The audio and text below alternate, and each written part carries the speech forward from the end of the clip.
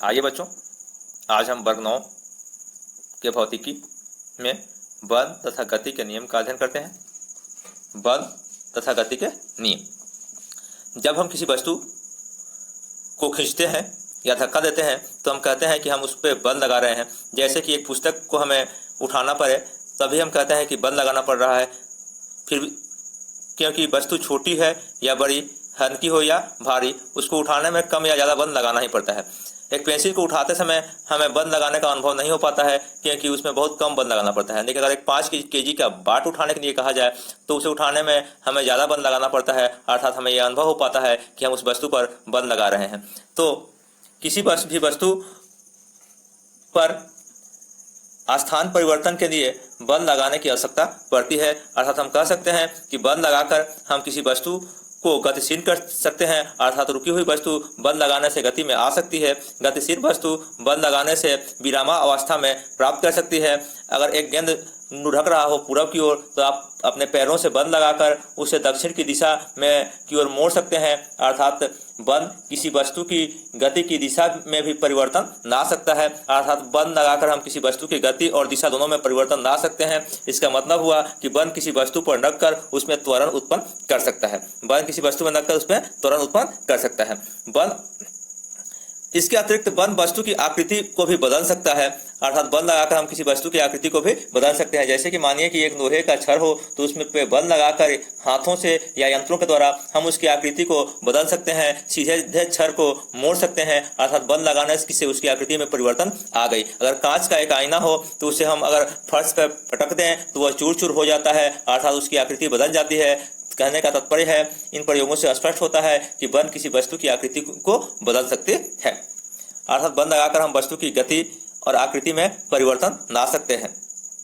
बल का एक दिशा भी होता है, बल में एक दिशा भी होता है, अर्थात हम जब किसी वस्तु पर और साथ ही जब हम किसी वस्तु पर बल लगाते हैं तो ये भी हम कहते हैं कि बल कम लगाए या ज़्यादा। इसका मतलब ये हुआ कि बल में परिमाण भी होता है, बल में परिमाण भी होता है। तो जब बल में परिमाण और त्वरण दोनों हैं, अर्थात बल में परिमाण और दिशा दोनों हैं, इसका अर्थ हुआ कि बल एक सदिश राशि है। कहने का मतलब है कि बल को व्यक्त करने के लिए परिमाण और दिशा दोनों की आवश्यकता होती है, मतलब बल एक सदिश राशि है। आगे पॉइंट है बल का लगाव बिंदु।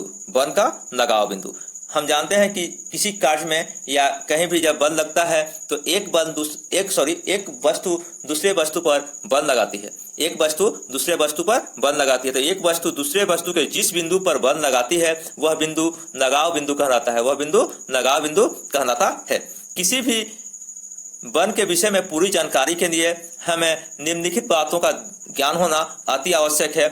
नंबर 1, वह बल किस वस्तु पर लग रहा है। दूसरी बात, अर्थात किस वस्तु पर बल लगा रहे हैं। अगर हम हथौड़ा से मार रहे हैं, कहीं बल लगा रहे हैं हथौड़ा के द्वारा, तो कील पर लगा रहे हैं कि लकड़ी पर लगा रहे हैं कि किसी मोटे लोहे पर लगा रहे हैं, यह जानना आवश्यक है। उसे कौन लगा रहा है, मांसपेशीय बल अर्थात हम अपने हाथों से लगा रहे हैं, मनुष्य लगा रहा है, प्राकृतिक के द्वारा लगा रहा है या यंत्रों के द्वारा लगाया जा रहा है। उसका लगाव बिंदु क्या है, अर्थात वह बल कहाँ लग रहा है, वह बल कहाँ लग रहा है, एक विस्तृत क्षेत्र पर लग रहा है कि एक छोटे क्षेत्र पर लग रहा है। उसकी क्रिया रेखा तथा दिशा क्या है, बल ऊपर की ओर लग रहा है कि नीचे, दाएं या बाएं, पूरब या पश्चिम, उत्तर या दक्षिण। अगला 5वां पॉइंट हुआ कि बल कितने परिमाण में लग रहा है, अर्थात बल का परिमाण क्या है। उस 6वां पॉइंट हुआ उस बल की प्रकृति क्या है, अर्थात वह किस प्रकार का बल है, संतुलित है, असंतुलित है इत्यादि। साधारण तौर पर कहा जाए तो बल के 2 प्रकार होते हैं, संतुलित बल और असंतुलित बल।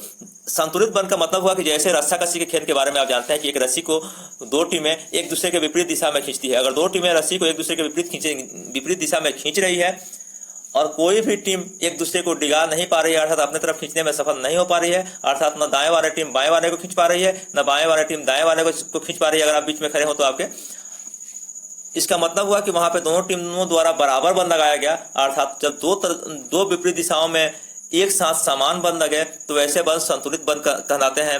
कहने का मतलब है कि किसी कार्य पर लगे हुए 2 या 2 से अधिक बलों का परिणामी बल वह एकन बल है जिसका उस कार्य पर प्रभाव दिए हुए बलों के सम्मिलित प्रभाव के समान है। किसी वस्तु के एक साथ कार्य कर रहे बलों का परिमाणी यदि शून्य हो, फिर से सुने, किसी वस्तु पर एक साथ कार्य कर रहे बलों का परिमारीय यदि शून्य हो तो वे बल संतुलित कहे जाते हैं। दूसरे शब्दों में हम कहें तो यदि बलों का एक समूह किसी वस्तु पर रख कर उसमें त्वरण उत्पन्न नहीं करता है तो बलों को संतुलित कहा जाता है। त्वरण उत्पन्न करने का मतलब कि उसमें उसकी न गति बढ़ पाए न घट पाए, अर्थात उसकी गति में कोई परिवर्तन ना हो। अगर वस्तु स्थिर है तो स्थिर है, वस्तु अगर चल रही है तो जिस चाल से चल रही है उसी चाल से चल रही है। इसका मतलब कि उस पर लगे बल का वस्तु पर कोई प्रभाव नहीं पड़ा, अर्थात बल क्या हुआ, संतुलित रहा। यदि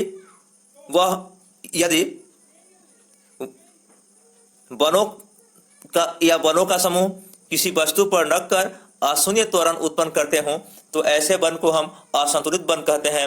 कहने का तात्पर्य है कि अगर दो बल एक दूसरे के विपरीत दिशा में कार्य कर रहे हो फिर भी त्वरण उत्पन्न हो जाए, त्वरण अशून्य होने का मतलब होता है त्वरण शून्य नहीं होना, मतलब त्वरण उत्पन्न हो जाना, त्वरण उत्पन्न हो जाए तो उसे असंतुलित बल कहते हैं। यदि बलों का एक समूह किसी वस्तु पर रखकर उसमें अशून्य त्वरण उत्पन्न करता है तो उस बल को असंतुलित बल कहते हैं। अब अगला पॉइंट है हमारा बलों के प्रकार, अर्थात बल कितने प्रकार के होते हैं संतुलित और असंतुलित के अतिरिक्त। तो वस्तुओं पर आरोपित होने वाले बलों को मुख्यतः दो वर्गों में बांटा जा सकता है, एक स्पर्श बल और दूसरा दूरी पर क्रिया बल। अर्थात हम दो तरह से बल लगाते हैं वस्तुओं पर, एक स्पर्श करके और एक बिना स्पर्श किए कुछ दूर से ही बल लगाते हैं। स्पर्श बल में जब हमें वस्तु पर बल लगाने के लिए उसे स्पर्श करने की आवश्यकता पड़ती है, अर्थात ऐसा बल जो वस्तु पर लगाने के लिए उसे स्पर्श करना आवश्यक हो, स्पर्श बल कहलाता है। दूसरे शब्दों में हम कहें कि जब एक वस्तु दूसरे वस्तु के संपर्क में हो तो दोनों एक दूसरे पर बल लगा सकते हैं। ऐसे बलों को वस्तु के भौतिक स्पर्श से आरोप होते हैं स्पर्श बल कहा जाता है। ऐसे बलों के कुछ मुख्य उदाहरण निम्नलिखित हैं, जैसे अभिनव बल। मान लीजिए कि एक मेज पे एक किताब रखी हुई है, तो किताब मेज को नीचे की ओर दबाती है और मेज किताब को ऊपर की ओर धक्का देता है, और अर्थात किताब और मेज के बीच जो बल लगता है वो अभिनव लगता है, क्योंकि सीधे मेज को किताब नीचे की ओर दबाती है और मेज किताब को सीधे ऊपर की ओर धक्का देता है, अर्थात दोनों एक सररेखीय बल होता है, अर्थात वो अभिनव बल हुआ। किताब की भाषा में कहें तो जब स्पर्श बल वस्तु के संपर्क की सतहों के लंबवत लगते हो तो उसे अभिनव बल कहते हैं। उदाहरण के लिए, जब एक किताब टेबुल पर रखी हुई हो तो किताब टेबुल पर नीचे की ओर और टेबुल किताब पर ऊपर की ओर बल लगाते हैं। ये बल टेबुल और किताब की सतहों के लंबवत होते हैं, अतः हम कहते हैं कि किताब टेबुल पर नीचे की ओर और टेबुल किताब पर ऊपर की ओर अभिनव बल लगा रहे हैं। दूसरा तनाव बल। एक ईंट को हम डोरी से बांध कर लटका दें तो ईंट द्वारा जो डोरी पर तनाव पैदा की जाती है वह बल तनाव बल कहलाता है। किताब की भाषा में कहें कि यदि किसी वस्तु पर को एक डोरी से बांधकर डोरी को ताना जाता है तो डोरी वस्तु को खींचता है। जैसे एक पत्थर एक डोरी से बांधकर लटका दिया जाए तो डोरी पत्थर के ऊपर की ओर खींचती है। डोरी से बंधी हुई वस्तु पर डोरी द्वारा लगाए गए बल के परिमाण को तनाव बल के नाम से हम जानते हैं। अगला है घर्षण बल। घर्षण जिसको आप रगड़ कहते हैं, भोजपुरी में रगड़ा जाना, रगड़ खाना। जैसे कि एक मेज पे हम पुस्तक रख के उसे धीरे धीरे खिसकाएं तो पुस्तक और मेज के सतहों के बीच एक घर्षण उत्पन्न होता है। जब हम साइकिल चलाते हैं तो साइकिल के पहिए और सड़क के बीच एक घर्षण उत्पन्न होता है। किताब की भाषा में कहें तो क्षैतिज टेबुल पर रखी एक मोटी किताब को हम जब एक उंगली से हल्के से क्षैतिज दिशा में धकेलते हैं तो किताब नहीं खिसकता है। ऐसा इसलिए होता है कि टेबुल भी किताब पर हमारे द्वारा आरोपित क्षैतिज बल या विपरीत दिशा में एक क्षैतिज बल लगाता है, अर्थात यह बल संपर्क के समानांतर होता है। संपर्क सतह के समांतर लगते इस बल को घर्षण बल के नाम से हम जानेंगे। जब कभी कोई वस्तु किसी दूसरी सतह पर सरकती है या लुढ़कती है या चलने की चेष्टा करती है तब स्पर्श अर्थात संपर्क में आने वाली सतहों के बीच घर्षण बल उत्पन्न हो जाता है, जो हमेशा गति की दिशा के विपरीत कार्य करता है। अगर गति पूरब की ओर हो रही है तो घर्षण बल उस गति को रोकने की कोशिश करेगा, अर्थात वो पश्चिम की ओर रहेगा। अब